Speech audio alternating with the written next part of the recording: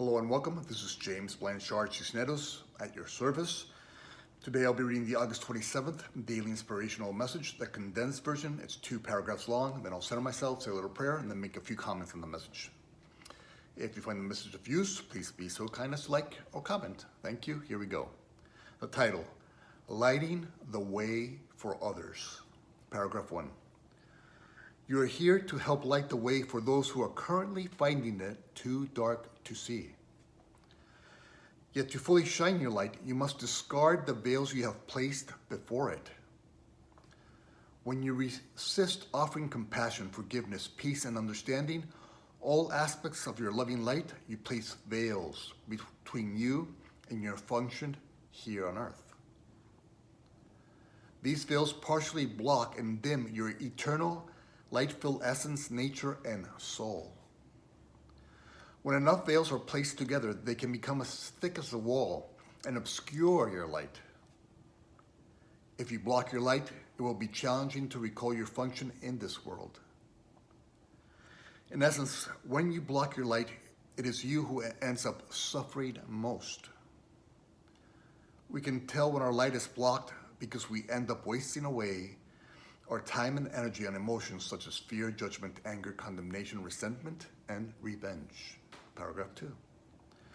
Today, let us practice choosing an alignment with and thus shining and sharing the light within.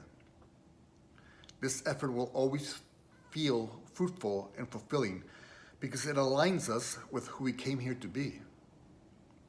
In every moment, we choose between the darkness and the light, between pain and peace. We choose and thus end up experience what on some level we value most in any situation. Today, remind yourself that as a child of the light, you are here to be and share your light. If you find yourself in darkness, do not despair. This does not make you bad or an evil person. This just shows you that you have temporarily forgotten your true nature and function here on earth. Do not worry, for God offers you guidance, mercy, and grace. All you need to do is to take a deep breath and make a different choice.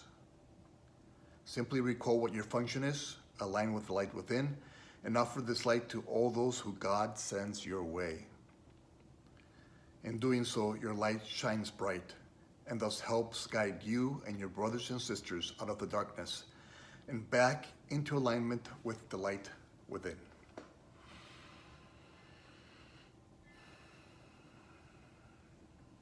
All right, today I'm going to make 5 points that I trust will assist you in the implementation of today's daily inspiration. Point number 1, let us recall our purpose. Okay, the title of this lesson is Lighting the Way for Others. So our purpose today is to remember we are here, all of us are here, to be a light within the darkness, to bring a sense of oneness, of love, into duality, into the ego's fear-based, judgment-centric mindset and world. Okay? So step number 1, recall your purpose. My purpose in this situation, in this moment, in this interaction, is to be a light within the darkness. Okay. Point number 2, note when you're dimming or putting veils over your light. Okay? So your loving light, your light is the love that God is. Okay? So anytime you're being unloving in nature, you're dimming or blocking your light or veiling your light. So anytime you're being judgmental of self or others, unkind, angry, resentful, hateful, vengeful, feeling shame, feeling guilt, feeling anxious, feeling worried, feeling doubtful, all those are symbols that you're dimming your light. Dimming your light.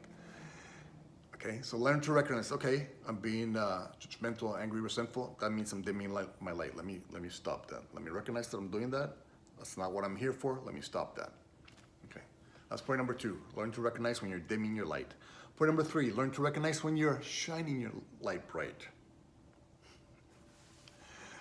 Okay, when you're shining your light bright, that means you're offering loving emotions, energies, expressions to your brothers and sisters and to the world. And so when you're being kind, generous, compassionate, forgiving, merciful, graceful, when you're trusting in the divine design, when you're offering others hope and healing, that you're brightening your light. And so anytime you're offering an expression of love or an aspect or expression of love, you're brightening your light. That's point number 3. Learn to recognize those tools so you can be a brighter and brighter light in the world. Point number 4. The more we support an energy, the more it grows in our life, okay? So you can dim your light or you can brighten your light in any moment. You can be more judgmental and thus dim your light, or you can be more forgiving and thus brighten your light. You can be anxious or fearful or worried or doubtful and you dim your light and then dim other people's lights. Or you can offer them hope and an understanding that if they trust in the divine design, they have more peace, and thus you can brighten your light. So whatever time, focus, and energy you dedicate to an expression, that expression grows in your life.